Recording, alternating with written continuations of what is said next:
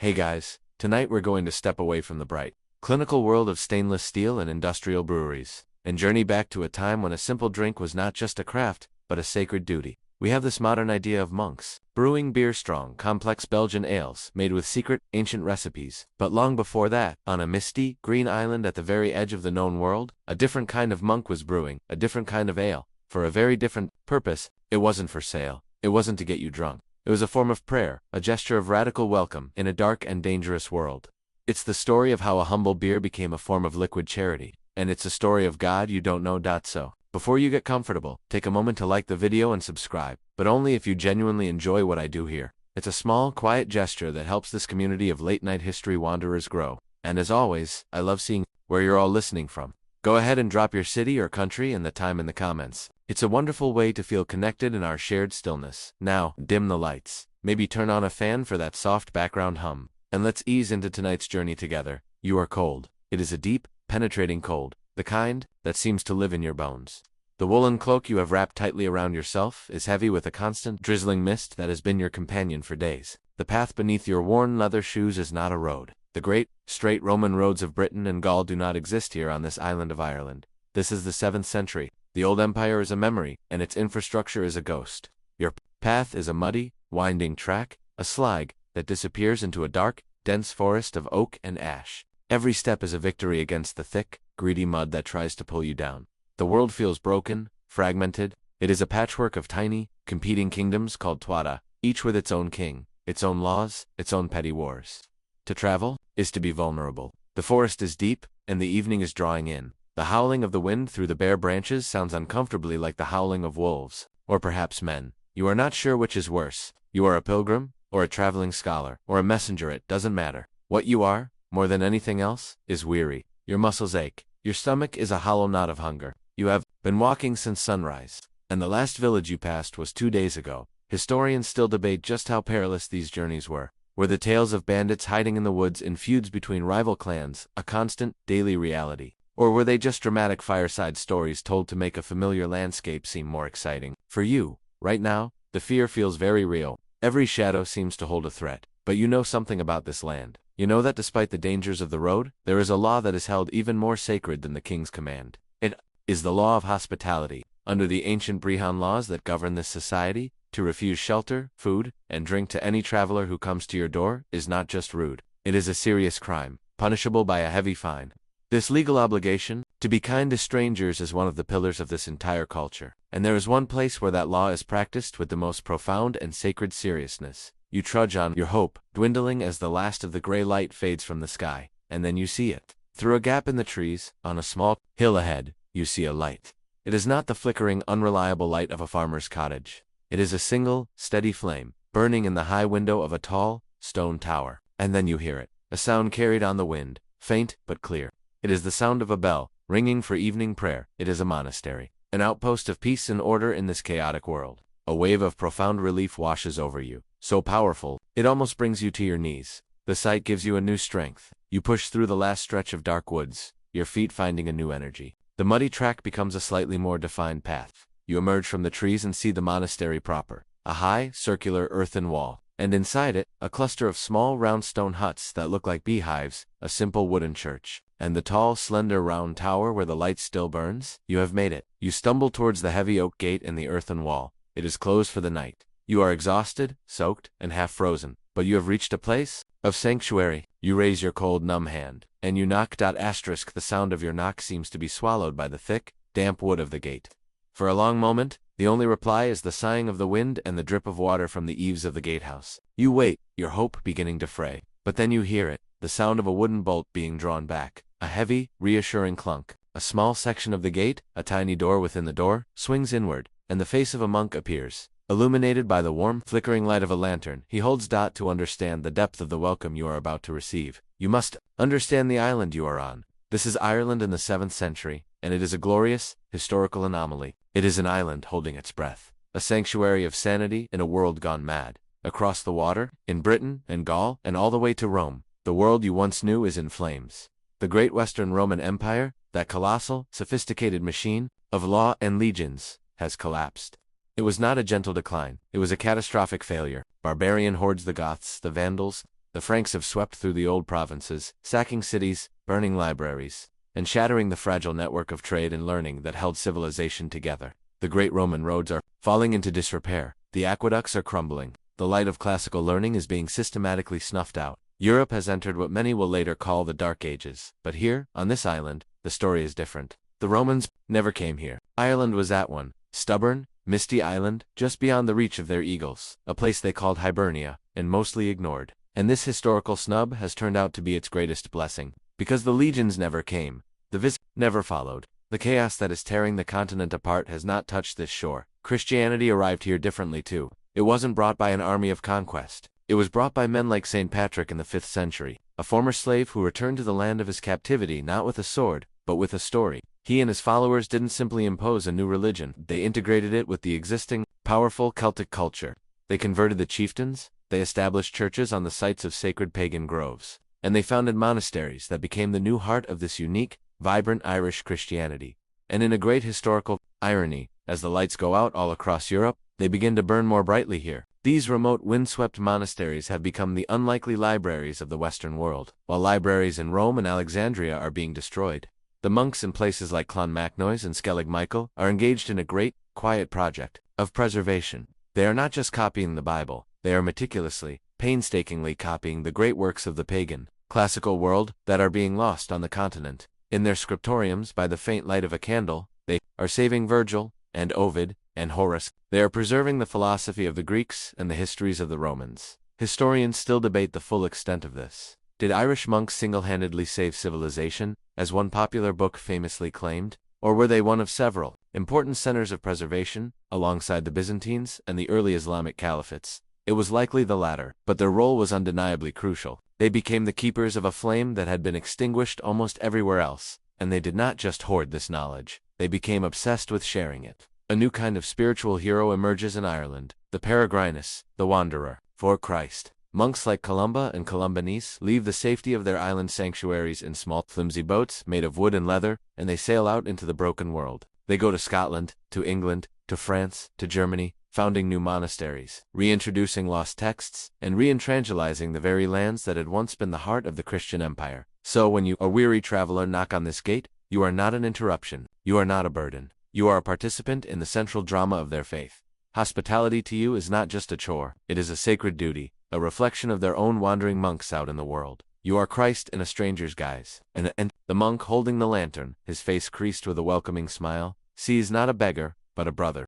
The monk at the gate ushers you inside with a quiet gesture, and the small door closes behind you, shutting out the wind, the cold, and the dangers of the road. You are now inside the monastery enclosure, a small circle of sacred ground carved out of the wilderness. The air inside the earthen rampart feels different. It is calmer, more ordered. You can hear the faint, distant sound of chanting coming from the small wooden church. You follow the monk along a path lit by a few simple torches. You are surrounded by the strangest buildings you have ever seen. They are not the square timber-framed houses of an English village. They are small, round, stone huts called clachans. They are built without any mortar, just skillfully stacked, overlapping stones that create a conical, beehive-like shape.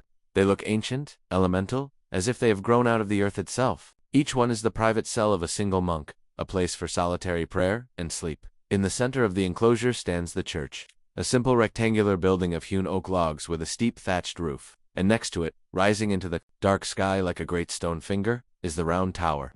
It is the most striking feature of the monastery. It is tall and slender, built of a darker, stronger stone than the huts. Its only door is set high off the ground, perhaps 10 or 15 feet up, accessible only by a ladder that can be pulled up from within. Historians still debate the primary function of these iconic round towers. Were they built as what? To see approaching danger? Were they belfries to call the monks to prayer? Or were they primarily secure treasuries, stone safes designed to protect the monastery's most precious possessions, sacred relics, its chalices, and its priceless collection of illuminated manuscripts from a sudden raid? The high door suggests the latter.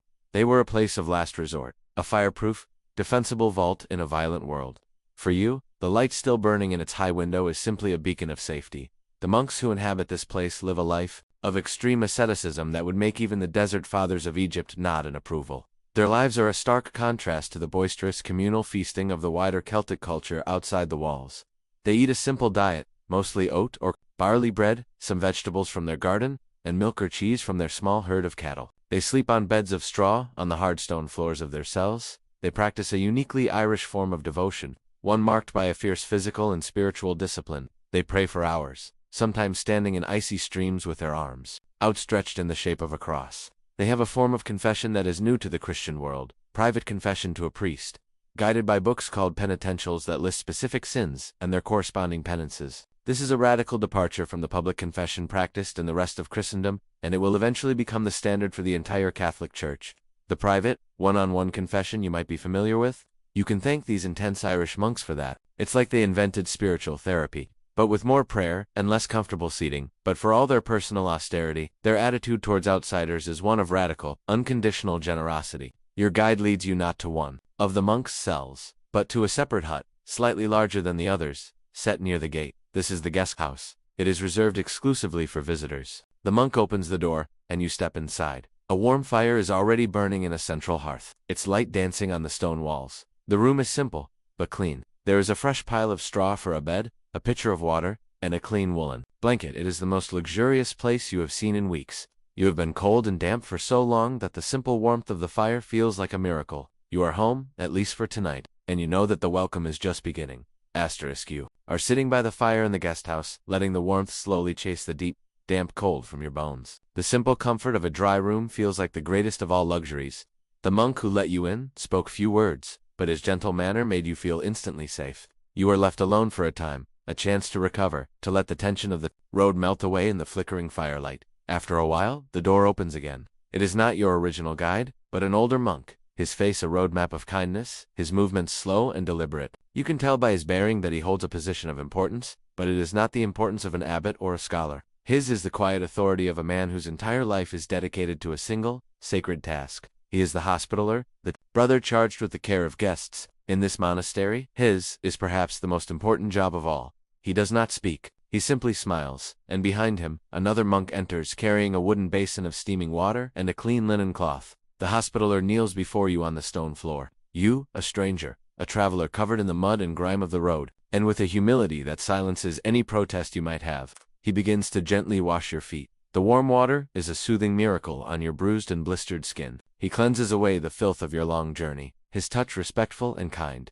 The gesture is overwhelming. You know the story it comes from. This is what Christ did for his disciples at the Last Supper, a radical act of service from a master to his students. For this monk to perform it for you, a nameless traveler, is a profound statement. When he is finished and has dried your feet with the soft cloth, the other monk steps forward. He carries a small wooden tray. On it are three simple things: a piece of fresh, dark oat bread, a small cup of milk, and another cup slightly larger, carved from a single piece of wood, filled with a dark, foaming liquid. This is the welcome meal, offered to every guest before any questions are asked. They do not ask your name, where you have come from, or what your business is. That can wait. First, your immediate needs for cleanliness, for comfort, for sustenance must be met. You see, in this place they are guided by a belief so simple and so powerful, it shapes everything they do. For these monks, every guest who arrives at their gate is Christ himself, coming to them in the humble disguise of a stranger. The old Latin saying is the bedrock of their community: hospes venit, Christus venit. A guest has come, Christ has come. This is not a pretty metaphor for them. It is a literal truth. The man whose feet they have just washed are the feet of Christ. The hunger they are about to satisfy is the hunger of Christ.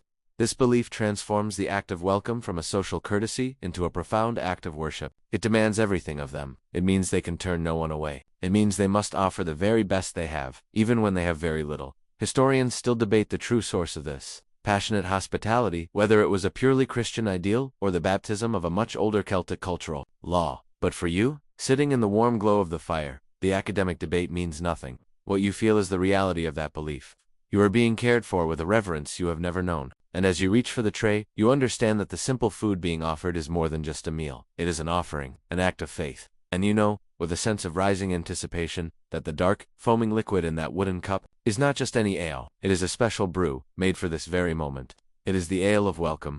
You take the wooden cup from the tray. It is a meadar, a traditional Irish drinking vessel, maybe four-sided, carved from a single piece of dark wood. It feels warm in your cold hands. The liquid inside is a deep, dark brown, almost black, and it is topped with a thick, creamy, tan-colored head of foam. A rich, slightly sweet malty aroma rises from it, a smell of toasted grain and something else, something herbal and fragrant that you can't quite place. This is the ale you have been offered. And to understand its importance, you have to forget everything you know about modern beer. In your world, ale is not a luxury. It is not an intoxicating beverage you drink at a party. It is a staple of life. It is, quite literally, liquid bread. The primary reason for this is simple: water safety. In the 7th century, there is no understanding of germ theory. You don't know that the clear, cool water from a stream might be contaminated with microbes that could make you violently ill. You only know from bitter experience that drinking water is a gamble. Sometimes it is fine. Sometimes it leads to days of cramping, sickness, and even death. But you have learned that if you take grain, usually barley or oat sand, you put it through the process of brewing. The resulting liquid is safe. You don't know why. You have no idea that the boiling of the liquid, the wort, kills the harmful bacteria. You don't know that the alcohol and the low pH of the finished ale create an environment where those same pathogens cannot survive. You only know the magic of the result. Ale doesn't make you sick. It is a source of safe, reliable hydration in a world where water can't be trusted. It's the original water purifier, but much tastier. But it's much more than that. It is also a vital source of nutrition. The life of a peasant, or even a monk, is often a struggle for calories. Your diet is monotonous and often meager. Ale, however, is a calorie-dense superfood. It is packed with carbohydrates from the malted grain. It contains B vitamins from the yeast and essential minerals. It is a thick, nourishing, and sustaining. Drink a large cup of this dark, unfiltered ale is like eating a slice of bread and drinking a glass of water at the same time. This is why it was called liquid bread. For many people, it was a significant portion of their daily caloric intake. Every monastery, and indeed every large household, had its own brewhouse. It was as essential as a kitchen or a chapel. The monk in charge of brewing, the breaker, was a respected and vital member of the community. His job was to ensure a constant supply of this life-sustaining beverage for his brothers and, most importantly, for any guests who might arrive at the gate. This particular ale, the one in your hands, is different from the daily ale the monks themselves would drink. The monk's own ale would have been a small bier, a very low alcohol, simple brew made from the later runnings of the grain mash. It was for simple hydration and sustenance. But the ale offered to a guest, to Christ himself, had to be special. It was the lian antioie, the ale of the guest house. It was likely brewed with the best barley the monastery could grow. It would have been a first runnings beer, meaning it was made from the first and richest extraction of sugars from the grain, resulting in a fuller flavor and more body. It would be nourishing, restorative, designed to bring life and warmth back to a weary traveler. Historians still debate the specific characteristics of this welcome ale. It probably wasn't very strong in alcohol. The goal was to restore, not to inebriate. Getting Christ drunk on his first night would be a serious breach of hospitality protocol. It was likely dark, malty, and slightly sweet, and it would have a unique flavor, a taste of the Irish soil and bog.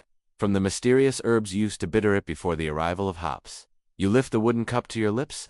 You are about to taste a piece of history, a technology of survival, and a theology of welcome, all in a single, dark, nourishing sip. You take a long, slow sip of the ale. It is unlike anything you have tasted before. It is rich and slightly sweet, but not cloying. It tastes of toasted bread and honey, but beneath that is a complex, herbal bitterness, a flavor of pine and earth and wild things. It is thick and nourishing, and you can feel its warmth spreading through your chest, a gentle, restorative heat. To understand this unique taste, you must understand the place where it was born, the monastery brewhouse. Later, after you have rested, the monk, seeing your interest, leads you to a small stone building set a little apart from the main church and cells. This is the brusina, the brewhouse. The air here is thick with the sweet, heady smell of boiled grain and yeast. It is warm and humid, a stark contrast to the cold mist outside. This is the monastery's engine room, its sacred laboratory. The equipment is simple, rustic, and beautiful in its functionality. In the center of the room is a large, open hearth, and suspended over it from a great wooden beam is a massive iron or bronze cauldron. This is where the wort is boiled. Against one wall are huge, open-topped wooden tuns, like giant barrels, where the fermentation will take place. In a corner, you see piles of woven sacks filled with barley, the lifeblood of the operation. The first step in the process, the monk explains, is malting. He shows you to the malting floor, a clean stone-flagged area. Here, the raw barley kernels are steeped in water and then spread out on the floor. You must let them begin to sprout, to germinate. This is a crucial, magical step.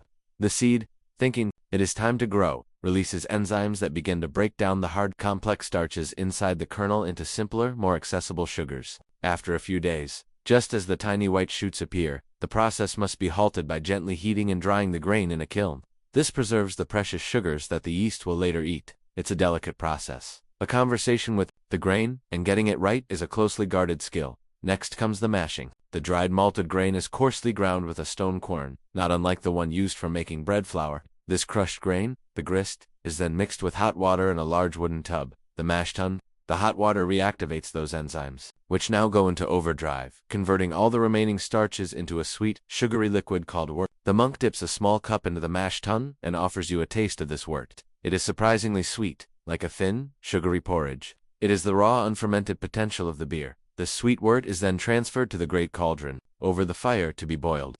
This is the step that purifies the liquid, but it is also where the flavor is added. And here is where this Irish ale gets its unique, wild character. You look around the brewhouse, but you see no hops. Hops, the bitter, green cones that provide the characteristic flavor of modern beer, are not yet used in brewing in this part of the world. Their widespread use is still centuries away. So, what do they use to balance the sweetness of the malt? They use what the land provides. The monk shows you a basket filled with a collection of fragrant, dried herbs and plants. This mixture is called grüt. Historians still debate the exact recipes, which varied from monastery to monastery, but it likely contained plants gathered from the surrounding hills and bogs. There is bog myrtle, with its pine-like, resinous aroma. There are the delicate honey-scented flowers of meadowsweet. There might be yarrow or wild rosemary, or even the flowering tops of heather. This is what you tasted in the ale, not the clean, sharp bitterness of hops, but the complex, earthy, and slightly medicinal taste of the Irish landscape itself. This grüt is added to the cauldron during the boil, its wild flavors infusing the sweet wort. After the boil, the wort is cooled and transferred to the great wooden fermenting tuns. And now comes the final, most mysterious act of creation. The monk takes a small wooden bucket containing a thick, frothy, living slurry from a previous batch of ale. This is the yeast, the goodness, the living soul of the beer. He murmurs a quiet blessing, a prayer to Saint Brigid, the patroness of brewing, and he pitches the yeast into the sweet, herbal wort. Now, all they can do is wait. They must trust that this living goodness will do its work, that it will consume the sugars and transform them into alcohol and gas, turning the sweet, flat wort into the complex, living beverage you drank in the guest house. The entire process, from the sprouting of the grain to the pitching of the yeast, is treated not as an industrial process, but as a slow, prayerful ritual, a collaboration between the brewer, the land, and God himself. The taste of the welcome ale is still a warm, pleasant memory on your tongue, a complex flavor of toasted bread and wild herbs. The hospitaller monk, seeing your quiet appreciation, has offered to show you the source of this liquid hospitality. You follow him across the damp grass of the monastery enclosure to a stout, windowless stone building set slightly apart from the others. A gentle curl of sweet-smelling smoke rises from its thatched roof. This is the brasina, the brewhouse. The moment the heavy wooden door swings open, the air rushes out to greet you. It is a physical presence, a warm, humid cloud thick with the intoxicating smells of creation, the sweet, nutty aroma of boiled grain, the faint, sharp scent of woods, and the almost fruity, tangy promise of living yeast. This is the monastery's sacred laboratory, its warm and beating heart. The space inside is simple, functional, and beautiful. In the center of the stone floor is a large, circular hearth, and suspended above it from a massive soot-blackened oak beam is a great cauldron of hammered bronze, large enough to bathe in. This is where the magic begins. Along one wall, you see several massive wooden tubs, as tall as a man's chest, bound with iron hoops. These are the tuns, where the ale will be left to ferment. In a dry, cool corner, you see sacks woven from reeds, filled with the precious, kiln-dried malted barley, the very soul of the ale. The brewer monk, the breaker, greets you with a nod. He is a man with strong arms and a quiet, focused intensity. He explains that the process you are about to witness is not just a chore, but a ritual, a form of prayerful work. He begins by showing you the grinding stone. A large, heavy stone quern. Another monk turns the handle, and the dried malt is crushed not into a fine flour, but into a coarse, fragrant grist. The cracking of the kernels releases a wonderful, biscuit-like aroma into the already thick air. This grist is then carried in wooden buckets to one of the large tubs, the mash tun. The breaker now adds hot water, carried from the great cauldron over the fire. He stirs the thick, porridge-like mixture with a long wooden paddle. This is the mashing. The hot water awakens the enzymes that were created during the malting process, and they begin the vital work of converting the starches in the grain into the sweet sugars that the yeast will need for food. The brewhouse is now filled with the sweet, comforting smell of a divine porridge. After the mash has rested, a sweet, syrupy liquid called wort is carefully drained from the bottom of the tun, leaving the spent grains behind. This liquid, the very essence of the barley, is then transferred to the great cauldron to be boiled. The monk explains that this boiling is essential. You don't know that it's killing bacteria, but you know from experience that it makes the drink safe. Now comes the part of the process that gives the ale its unique, wild soul. You look around, but you see no hops. Hops, the bitter green cones that give modern beer its familiar flavor, are not yet used here. Instead, the monk points to a woven basket filled with a curious collection of dried plants and flowers. gathered from the bogs and hillsides surrounding the monastery. He calls this mixture Groot. He lets you smell it. It has a strange, complex aroma, a bit like pine, a bit like honey, a bit like damp earth. You recognize the sweet scent of heather flowers, the resinous smell of bog myrtle, and the delicate perfume of meadow. This is the taste of the Irish wilderness. A handful of this Groot is tossed into the boiling cauldron, and its herbal bitterness begins to infuse the sweet wort, creating a perfect balance. Finally, after the boil, the flavored wort is cooled and poured into the last great wooden vessel. The fermentation tun, the final ingredient, is now added. The breaker approaches with a small wooden bucket containing a thick, living, bubbling slurry of yeast, skimmed from the top of the last successful brew. He whispers a quiet prayer to Saint Bridget, the patroness of brewers, and with a reverent gesture, he pitches the yeast into the tun. His work is now done. The rest is a mystery. He must simply wait and trust in the miracle of fermentation. Trust that this living goodness will consume the sugar and breathe life, warmth, and spirit into the liquid. You watch this entire process, and you realize you have not just seen a drink being made, you have witnessed a slow, deliberate, and holy act of creation. The brewing process, from the blessing of the fields to the pitching of the yeast, is a slow and deliberate ritual. It is a physical manifestation of the monk's life, a cycle of patient work, quiet observation, and humble trust in a power greater than himself. The finished ale is not just a beverage. It is a sacrament of sorts, a tangible result of this partnership between God, the land, and human hands. But it all begins with the grain, and the grain begins with the soil. You follow the brewer monk out of the warm, humid brewhouse. The cool, misty air is a refreshing shock. He leads you past the small beehive cells and the wooden church, through a small gate in the monastery's earthen wall, and out into the fields. The monastery is not just a place of prayer. It is a working farm, a self-sufficient ecosystem carved out of the wilderness. You see a small herd of cattle grazing in a high pasture, a vegetable garden with neat rows of cabbages and onions, and beyond that, the fields of grain.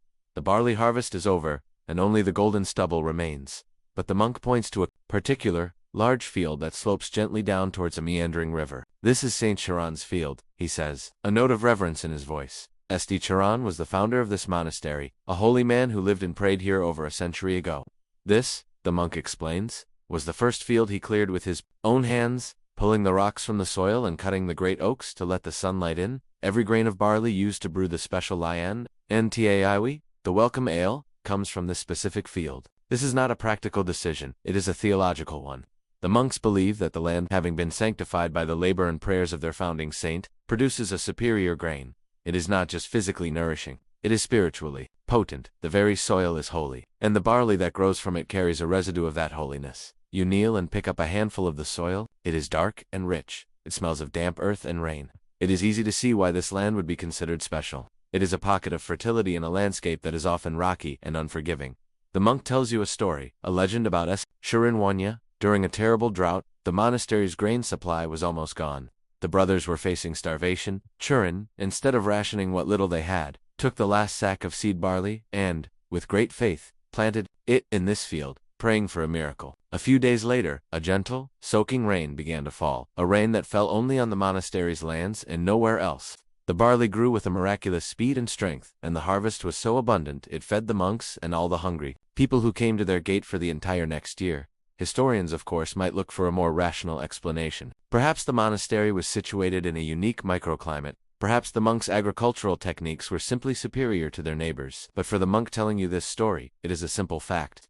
The saint still watches over his field. The grain is his gift. This belief infuses every step of the agricultural process with a sense of sacred purpose. The plowing, the sowing, the weeding, the harvesting, all are done with a prayerful attention. The monks are not just farming. They are participating in a miracle. They are co-creators with their saint. As you stand there, looking out over the field of golden stubble, you begin to understand the ale in a new way.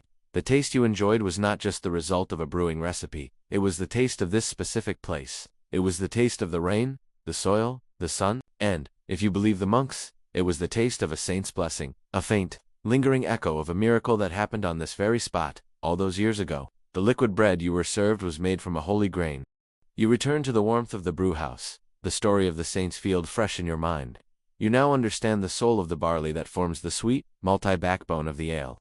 But what about its other flavor? That strange, complex bitterness that is so different from anything you have tasted before. You ask the brewer monk about it. He smiles and points not to a sack of grain, but to a large, shallow basket sitting in a corner. You look inside. It contains a fragrant, chaotic jumble of dried leaves, twigs, and flowers. It looks like the sweepings from a forest floor, a collection of botanical odds and ends. This, the monk explains, is the brewed. This is what gives the ale its spirit, its connection to the wild, untamed land that lies beyond the monastery walls. He picks up a sprig and holds it out for you to smell. The leaves are small and leathery, and they release a powerful, resinous, almost pine-like aroma when crushed. This is bog myrtle. It grows in the damp, acidic soil of the peat bogs, a plant that thrives in hardship. It provides the primary bittering foundation for the ale, a clean, sharp taste that cuts through the sweetness of the malt. Then he shows you a cluster of dried creamy white flowers. You breathe in their scent, and it is overwhelmingly sweet, a heady perfume of honey, almond, and vanilla. This is meadow sweet, a flower that grows in the damp meadows along the river. It adds not bitterness, but a delicate, floral aroma and a hint of honeyed sweetness to the finished ale. A touch of light to balance the dark, earthy myrtle. Next, he points to what looks like a bundle of tough, twiggy stems covered in tiny purple flowers. This is heather. It grows on the windswept rocky hillsides. It contributes a subtle, almost smoky, herbal character, a taste of the high, lonely places.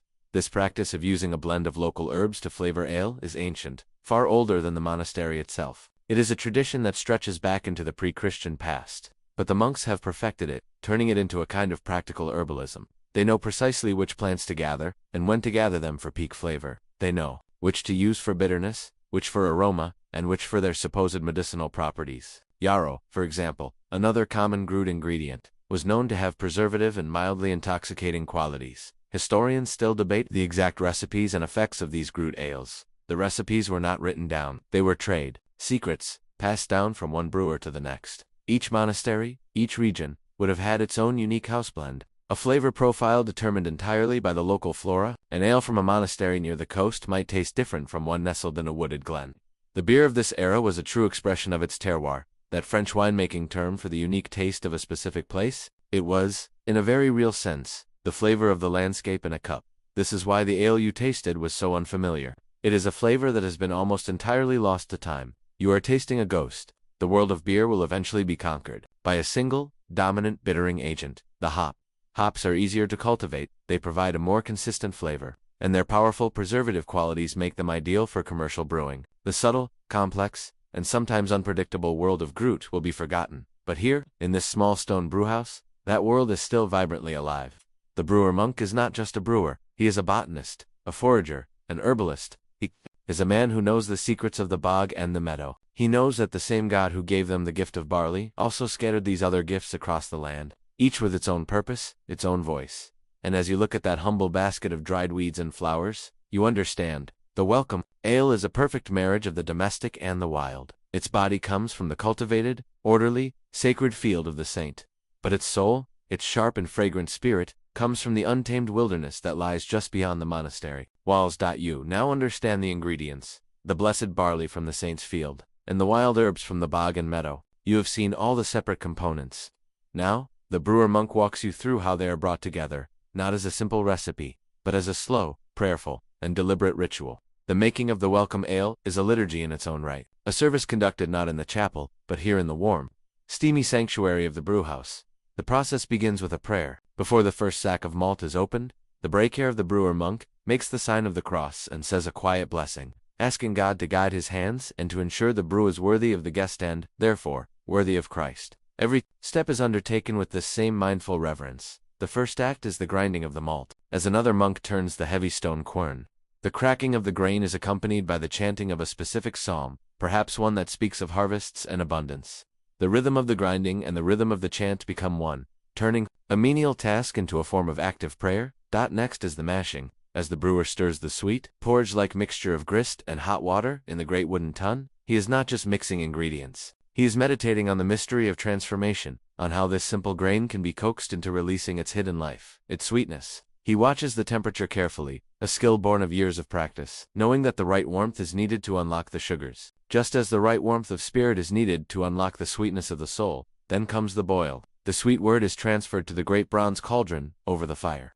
As the liquid heats, the brewer skims the surface, removing any impurities, an act that mirrors the purifying of the soul from sin. As the wort comes to a rolling boil, the brewed is added. This is a moment of high ceremony. The brewer might hold the basket of herbs up, blessing it before gently scattering the contents into the steaming cauldron. He is adding the wildness of the world to the order of the monastery, creating a balanced, harmonious whole. After the boil, the hot wort must be cooled. This is a moment of vulnerability. As the wort cools, it is susceptible to infection from wild airborne yeasts or bacteria that could spoil the entire batch. The monks likely had their own ingenious methods for this perhaps, running the liquid through a long copper coil, immersed in the cold water of the nearby stream. During this delicate time, prayers are offered for the protection of the brew. Finally, the cooled wort is transferred to the great open-topped fermentation tun. And now comes the most sacred and mysterious moment of all, the blessing of the mash and the pitching of the yeast. The abbot of the monastery himself might come to the brewhouse for this. He stands before the tun of sweet, herbal liquid, the unfermented soul of the ale. He raises his hand and makes the sign of the cross over it, chanting a blessing, asking God to send his spirit to bring this dormant liquid to life. Then, the brewer takes the small bucket containing the barm, that living, frothing yeast skimmed from the last successful batch. This yeast is the monastery's most precious heirloom. It is a living culture, a direct, unbroken lineage of flavor, stretching back generations. It is their mother. He reverently, gently pours it into the wort. Now, the human work is done. The rest is a miracle. The monks cover the tun with a wooden lid or a clean linen cloth, and they wait. For days they will watch and listen as the yeast begins its silent, invisible work. They trust in a process they cannot see and do not fully understand. They trust that the living goodness they have added will consume the sugars and, in a quiet, bubbling transformation, create the alcohol, the carbonation, and the complex flavors that turn the wort into ale. Historians often wonder about the consistency of these ancient brews. Without modern tools for measuring temperature or yeast cell counts, it was surely a process of immense skill, intuition, and no small amount of faith. The monks did not see it as a science. They saw it as a collaboration with the divine. And the gentle, bubbling sound from the fermentation tun, in the days that followed was, to them, the sound of a prayer being answered. You are back in the guest house, sitting by the fire. Your feet are clean. Your belly has been warmed by a piece of fresh oat bread. And now, the hospitaller monk places the wooden medar cup, filled with the dark, fragrant, and special welcome ale, into your hands. This is the culmination of the entire ritual. This is the moment for which the barley was planted, the herbs were gathered, and the prayers were said. You hold the cup in both hands. It is not a delicate stemmed goblet. It is a solid, honest cup, carved from a single piece of yew or alder wood, maybe with a simple geometric pattern etched into its sides. It feels substantial, real. The ale inside is a deep, rich brown, so dark it is almost opaque. The thick, creamy head of foam, a result of the proteins from the barley and the vibrant yeast, clings to the side of the cup. You bring it to your nose and inhale the aroma. It is complex. The sweet, toasty smell of the malt is the first thing you notice, followed by that strange, wild herbal scent of the groot. You take the first sip. The liquid is thick, smooth, and only slightly effervescent. The monks did not have the technology for forced carbonation. This is just the gentle, natural fizz created by the yeast. The flavor is a revelation. There is a deep malty sweetness, like dark bread crusts, and a hint of caramel, but it is perfectly balanced by the groot. The bitterness is not the sharp, citrusy bite of modern hops, but a more gentle, complex bitterness that tastes of earth, of pine, of herbs. It is both invigorating and deeply comforting. This is not just a drink, it is a meal. It is designed to restore you after your long, weary journey. The sugars from the malt provide immediate energy. The B vitamins from the yeast help to combat your fatigue. The alcohol content is likely quite low, enough to be warming and relaxing, but not enough to cloud your mind or make you drunk. The goal of this chalice of hospitality is not inebriation, it is restoration. As you drink, the hospitaller monk might finally begin to speak to you. He does not interrogate you. He asks gentle, open-ended questions. You have traveled far. The road was difficult. He is not trying to get your life story. He is simply creating a space for you to share your burdens, if you wish. He is a listener, a quiet, compassionate presence. He might tell you a little about the monastery, about its history, about the saint who founded it. He is slowly, gently, welcoming you not just into the guest house, but into the life of the community. You finish the ale, and a profound sense of well-being settles over you. It is more than just the warmth of the fire or the satisfaction of your hunger. It is a feeling of being seen, of being cared for, of being honored. You came to this gate as a cold, hungry, anonymous stranger, and you have been welcomed as Christ himself. You have been treated with a reverence and a gentle, selfless kindness that feels almost overwhelming. Historians and archaeologists try to piece together the details of this experience from the scant evidence they have. The remains of ancient brewhouses, the traces of pollen and pottery shards, the brief mentions of ale in the lives of the saints. But the emotional truth of this moment, the profound feeling of sanctuary it created, is harder to excavate. It exists in the space between the historical facts. For you, sitting in this small stone hut, the world of danger and hunger and fear outside the monastery walls feels a million miles away. The simple, humble act of being given a cup of specially brewed ale has become a powerful symbol of grace. It is a taste of the peaceable kingdom, a reminder that even in a dark and broken world, there are still pockets of light, of warmth, of radical, unconditional welcome. You drain the last drop from the wooden cup, and you feel your weary soul begin to heal. Asterisk, you have been welcomed, washed, and restored. The ale has warmed you, the bread has nourished you, and the quiet kindness of the monks has soothed your weary spirit. As you sit in the guest house, you reflect on the drink you have just been served. It was clearly a special brew, different from a common everyday ale. This was the ale of peace, the Lian na Siakana, a beverage crafted with a very specific purpose in mind. The first and most important quality of this ale is that it was likely not very strong. The goal was hospitality, not incapacitation. The monk's purpose was to restore a traveler, to make them feel safe, warm, and clear-headed. A strong, intoxicating ale would have been counterproductive. It might make a guest drunk, foolish, or even aggressive, hardly the reception you would want to offer to Christ in disguise. A modern high-alcohol craft beer, like a double IPA or a Belgian quadruple, would have been seen as completely inappropriate for this sacred purpose. This was a beer for healing, not for partying. Instead, the welcome ale was probably what brewers would call a session beer, flavorful and satisfying, but with an alcohol content low enough that you could drink a cup or two without feeling overly intoxicated. It would have been brewed to be nourishing above all else. Its thickness, its unfiltered nature, meant it was full of proteins and vitamins. It was a liquid meal, designed to replenish the calories and nutrients a traveler would have lost on their long journey. The monks likely had at least 3 different grades of ale in their monastery. There was the small beer, a very thin, low-alcohol brew, made from the second or third rinsing of the malted barley. This was the everyday drink of the monks themselves, their primary source of safe hydration, not much more potent than modern kombucha. Then there was a middling-strength table beer, a bit more flavorful, perhaps served on feast days or to honored guests staying for a longer period. And then there was this, the special ale, the Lian Ntiawi. It was brewed with the best ingredients. First, richest word from the mash, the carefully selected brewed herbs, the most vital yeast. It was the monastery's finest creation, reserved not for the abbot or for a visiting king,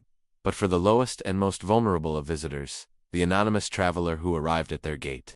This is a profound reversal of the usual social order. In the world outside, the best food and drink always go to the most powerful. Here, inside the monastery walls, the best goes to the stranger. Historians and brewers who try to recreate these ales still debate the exact recipes. Without written records, much is left to educated guesswork. But the oral tradition, the legends of the saints, gives us clues. The ale of St. Brigid was said to be so nourishing that it could satisfy a man's hunger and thirst at the same time. Other stories speak of monastery ales having healing properties, thanks to the specific herbs used in their brewed. This ale represents a completely different philosophy of brewing from our modern one. Today, beer is often about extremes: the highest alcohol content, the most hops, the most exotic ingredients. It is a product of commerce and competition. The monk's welcome ale was the opposite. It was a product of compassion. It was brewed not to impress, but to serve.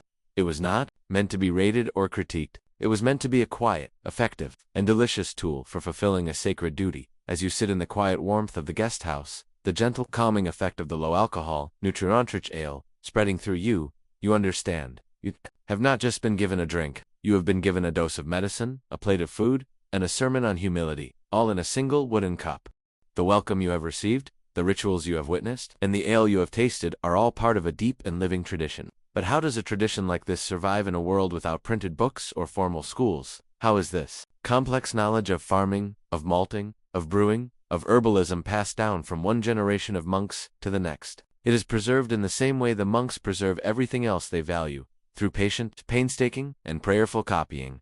You are now in the scriptorium. It is the quietest room in the monastery, a place of intense, scholarly concentration. The only sounds are the gentle scratching of quills on parchment, the soft rustle of a turning page, and the occasional cough of a monk deep in his work. This is the monastery's library and its publishing house, the sacred space where the wisdom of the past is preserved for the future. You see monks hunched over their sloping desks. Some are copying the Gospels, their hands meticulously forming the elegant, curved letters of the Irish insular script. One is creating a great illuminated letter at the beginning of a chapter, a carpet page of breathtakingly intricate knotwork and spiraling designs, using vibrant inks made from crushed minerals and plants. This is the work the Irish are famous for, the creation of masterpieces like the Book of Kells, a task that could take a lifetime to complete. But not every monk is copying a sacred text. In a corner of the scriptorium, another monk is working on a different kind of book. It is a simpler volume, its pages less ornate. This is a book of annals, a year-by-year chronicle of the monastery's life. He records the death of an abbot, the arrival of a new novice, a particularly harsh winter, or a raid by a rival clan. It is the slow, patient accumulation of the community's memory. And on another desk, a monk is copying something even more practical. It is a herbal, a book detailing the local plants and their medicinal uses. Or perhaps it is a text on farming, with notes on when to plant and how to improve the soil. Historians debate whether the monks would have had specific, dedicated brewing manuals, as we would think of them. It is unlikely. Much of the knowledge would have been passed down directly, from master to apprentice, in the brewhouse itself. But it is almost certain that snippets of this practical wisdom would have found their way into the margins of other books. A monk copying a text on agriculture might add a note in the margin about which phase of the moon is best for harvesting barley meant for malting. A monk working on a herbal might add a note about the best time to gather meadow sweet for the Groot. You can imagine a young novice tasked with copying a precious manuscript. As he works, he might remember a piece of brewing lore his master taught him that morning, and in the wide, empty margin of the vellum page, he carefully writes it down, to ensure a sweet word. Let the mash rest for the time it takes to chant 7 psalms. Or, the barm from the ale of St. John's feast day is always the strongest. These marginal notes, the marginalia of the manuscripts, are a treasure trove for historians. They are a glimpse into the minds of the scribes, their worries, their jokes, their complaints. And they are likely where much of this practical brewing knowledge was first written down, preserved for centuries in the margins of a sacred text. The recipe for the welcome ale is hiding in the footnotes of the faith. The scriptorium, you realize, is not just for preserving the holy, it is for preserving everything necessary for a holy life. The knowledge of how to save a soul and the knowledge of how to save a harvest are intertwined. The skill needed to create a beautiful, illuminated letter is the same patient, focused skill needed to create a beautiful, balanced ale. The scriptorium and the brewhouse are 2 sides of the same coin. 2 different workshops dedicated to the single great project of sustaining the community, in body and in spirit. And the welcome you received is a product of them both. The world you have built within the monastery walls is one of predictable peace. The chiming of the bell, the soft scratch of the quill, the sweet smell from the brewhouse, these are the elements of a life dedicated to quiet contemplation. But the wider world, the one you have tried so hard to keep at bay, is unpredictable. And one morning, a new sound drifts in on the sea mist, a sound that does not belong. You are in the scriptorium, carefully adding a touch of blue pigment made from lapis lazuli to an illuminated letter. Suddenly you hear the monastery's great bronze bell begin to ring. But this is not the gentle rhythmic call to midday prayer. It is a frantic, panicked, discordant clang. It is the sound of fear. You look up from your precious manuscript, your heart suddenly cold. You and the other monks file out of the scriptorium. From the center of the enclosure, you can all see the lookout monk in the high window of the round tower. He is not calmly watching the sheep. He is gesturing wildly, pointing out towards the sea. You all turn and look. And there, just emerging from the morning mist, is a sight that has haunted the nightmares of coastal communities for a generation. It is a longship. It is low in the water, slender and fast. Its high, carved prow, like the head of a sea serpent. Its single square sail, striped in red and white, is full of wind, bringing it towards your shore with a terrifying, silent speed. The Northmen, the Vikings. There is no shouting. There is no chaos. There is only a sudden, cold, and disciplined fear, a response born of terrible stories heard from other monasteries that were not so fortunate. The abbot, his face pale but calm, gives a single, quiet command. The tower, the work of centuries, must now be saved in a matter of minutes. It is a slow, heartbreaking triage. 2 monks run to the church, not for the simple wooden crucifix, but for the silver chalice used for the Mass and the ancient leather-bound book of the Gospels that rests on the altar. You and another monk run back to the scriptorium. You do not grab every book. There is no time. You take only the most precious, the illuminated psalter you have been working on for 10 years, and the book of the monastery's annals, its only history. Another monk, his face a mask of concentration, runs from the brewhouse, carrying not a weapon, but a small, sloshing wooden bucket. It contains the barm, the living yeast, the mother of every batch of ale the monastery has ever brewed. It is as irreplaceable as any manuscript. You all converge at the base of the round tower. A thick rope ladder has been unrolled from the high doorway, 15 feet above the ground. The youngest and most nimble monks scramble up first, reaching down to help the older, frailer brothers. They haul up the precious bundles, the books, the chalice, the bucket of yeast with ropes. You are one of the last to climb, the heavy psalter tucked inside your robe. From the ladder, you can see the longship beaching on the shore. You see the figures leaping out, huge, bearded men carrying round shields, and the unmistakable glint of axes in the morning light. They move with a terrifying purpose, running across the green fields towards your home. You pull yourself through the narrow doorway just as the others are hauling the ladder up. Behind you, the heavy oak door is bolted from the inside. You are now sealed inside the dark, cold, stone tube of the tower. You huddle together, perhaps 24 monks in a space designed for half that. The only light comes from the narrow slit windows. High above, Through one of these, you can see what is happening below. You do not hear much fighting. There is no one to fight. You hear the splintering crash of wood as they break down the door to the church and the refectory. You hear their triumphant shouts as they discover your meager stores of food and your barrels of common ale. And then, you see the smoke. A thin gray tendril at first, rising from the thatched roof of the guest house, the very place you were welcomed. Then another from the scriptorium. Then another from the church itself. They are not just raiding, they are erasing. You lean your head against the cold, damp stone of the tower, and you close your eyes. You cannot bear to watch any more. You listen to the crackle of the flames and the wild shouts of the raiders, and you pray. You pray for your home, for your brothers, and for the simple, peaceful world that is now turning to ash just outside your stone walls. The Vikings eventually leave, their longship heavy with stolen silver and their bellies full of stolen ale. They leave behind a scene of smoldering silence. You and your brothers emerge from the cold, cramped safety of the round tower into a world that has been devastated. The church is a collection of charred timbers. The scriptorium is a pile of ash. The beehive huts are blackened shells. The guest house, the place of welcome, is gone. It is a scene of profound loss. In the aftermath of these raids, which will continue for 2 centuries, the golden age of Irish monasticism begins to fade. Many monasteries are abandoned forever, their round towers standing as lonely, silent monuments to a lost world. The monks who survive are scattered. Some flee inland. Some, in a final act of peregrinatio, flee the island altogether, carrying their precious books and their knowledge to new monasteries on the continent, in places like Germany and Switzerland. And with this scattering, the old ways begin to change. The uniquely Irish expression of Christianity, with its deep connection to the local landscape and its fierce asceticism, begins to be replaced by the more standardized, centralized rules of the Roman Church. The great stone abbeys of the and Benedictines, with their uniform architecture, begin to rise, replacing the chaotic, organic layouts of the old Celtic communities. The ale changes, too. The Norman invaders who follow the Vikings bring with them a new taste, a new technology. They bring hops. Hops are a brewer's dream. They add a clean, refreshing bitterness, a beautiful aroma, and, most importantly, they are a powerful preservative. An ale brewed with hops lasts longer and can be transported further than the old, fragile brewed ales. The subtle, complex, and deeply local flavors of bog, myrtle, and meadowsweet cannot compete with this new, efficient technology. The ancient tradition of brewed ale, the ale of the welcome, slowly fades into a folk memory. Its recipes lost, its taste forgotten. But the spirit of that welcome, the theology of that special ale, does not disappear entirely. It survives in echoes. In fragments, the rule of Saint Benedict, with its command to receive all guests as Christ, continues to be the guiding principle of monastic hospitality across the world. The tradition of abbey brewing continues, becoming famous in the great Trappist monasteries of Belgium and Germany.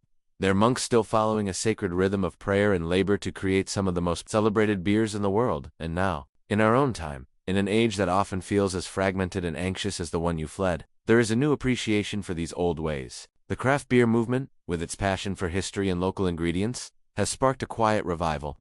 Brewers are once again foraging for wild herbs, attempting to recreate the lost flavors of Groot. They are drawn to the idea of brewing as a mindful, small-scale, artisanal craft, not just an industrial process. They are, in their own way, seeking the soul of the welcome ale. So the next time you share a drink with a friend, the simple act of offering and receiving, of creating a small circle of warmth and welcome in a busy world, know that you are part of a very old and very sacred tradition. You are echoing the gesture of that Irish monk, holding out a wooden cup filled with the very best he had to offer. The taste may be different, but the spirit of hospitality, of charity, of seeing the divine in the face of a stranger, that spirit remains. The fire in the brewhouse hearth has long since gone cold. The chants of the monks have faded into the Irish mist. The story is over. You can let the images of the round towers, the illuminated pages, and the cups of dark ale gently dissolve. Let the weariness of your own long day's journey dissolve with them. The peace of the guest is now yours. The warmth of the fire, the comfort of a safe harbor after a long road. There are no more dangers to face, no more miles to walk. There is only the quiet invitation to rest. Let the gentle rhythm of the story become the gentle rhythm of your own breathing, slow and deep and peaceful. Feel the world outside your room begin to fade, its noises and worries growing distant, unimportant. You are safe, you are comfortable, and you are drifting now, on a quiet, easy current, into the deep, silent, and welcoming sanctuary of sleep. End of script. Sweet dreams.